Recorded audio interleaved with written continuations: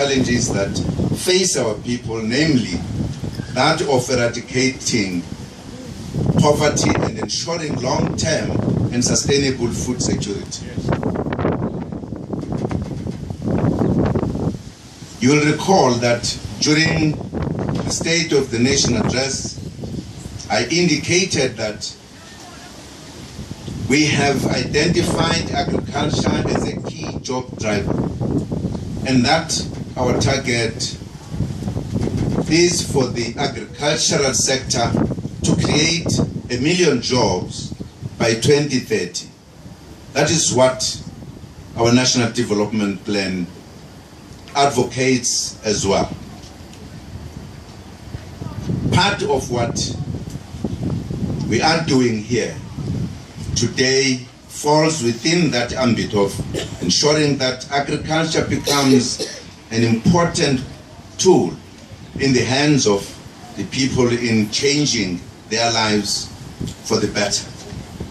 I'm happy that with a project like this, we are beginning to make that objective a reality. Ladies and gentlemen, you will also recall that during the State of the Nation address, we made a commitment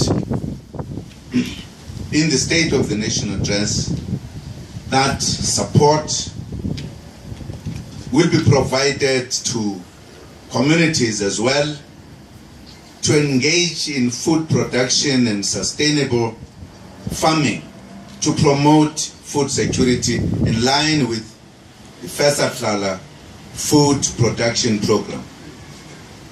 This initiative that we are launching today is meant to ensure that our people become productive and get involved in agriculture and use agriculture as a means of fighting against poverty and also become productive within the economy.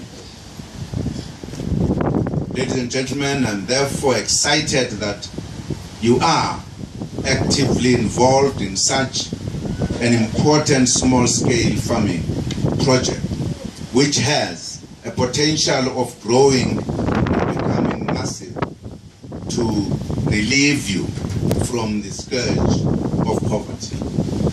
I must say, with the response of the man, I know this is going to grow to be massive to all wards.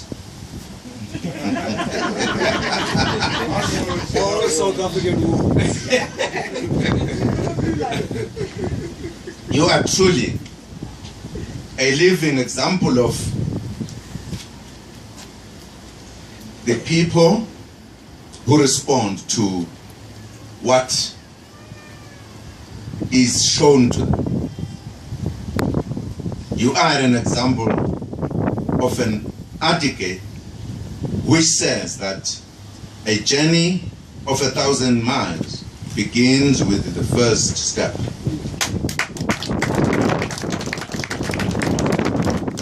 I'm here to congratulate you and encourage you to continue in this path and ensure that you are economically active, especially around agriculture. It is our government's objective to encourage and stimulate small to medium enterprises because that is where the huge potential lies for our people to gain meaningful employment. It was also for this reason that our new administration established a new ministry that is dedicated to the development of the small business.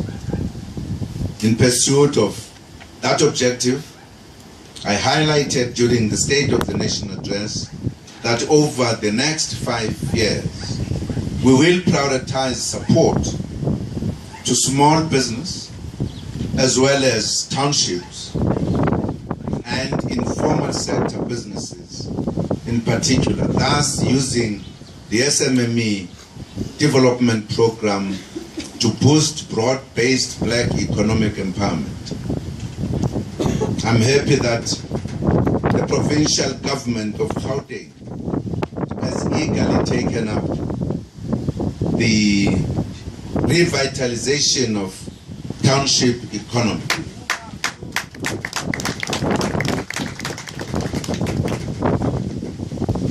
In Gauteng, it is clear that there is a buzz as the heart of South Africa's economic hub.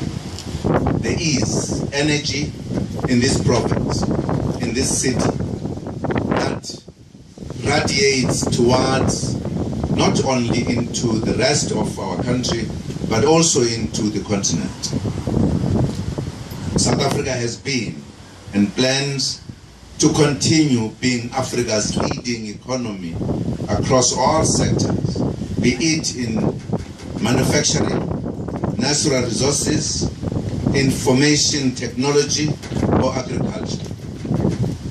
I am optimistic about the future of our country based on what we have achieved over the last 20 years.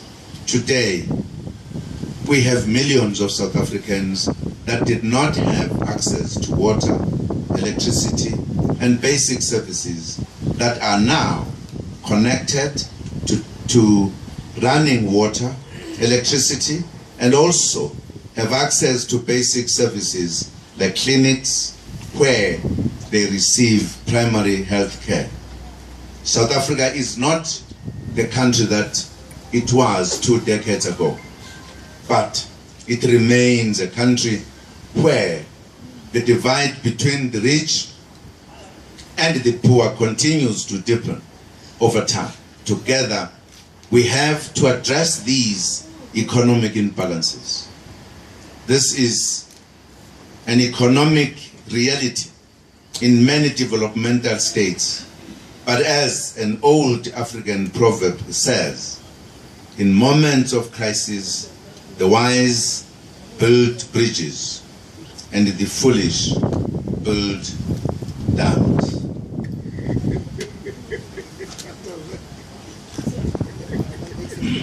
It's a very rich proverb. While we are not facing a crisis in South Africa, we are staring down the barrel of substantial unemployment and abject poverty. There is no short-term solution to this, and no magic one. I can say without any fear of contradiction that our government is focused and determined about the implementation of the National Development Plan toward a 30-year horizon of sustainable growth across all sectors of our economy. But it is not just the role of the state alone to drive growth through policy, infrastructure, investment, or job creation initiatives. As a government, we will continue to partner with the private sector to seek solutions, drive growth, and stimulate an environment that makes doing business with us and with one another constructive and profitable, while also reminding ourselves of our collective social responsibility as a nation. Social investment should never be a handout or something that comes from above. I am fortunate that my job and service to the South African people has exposed me to different experiences of our people.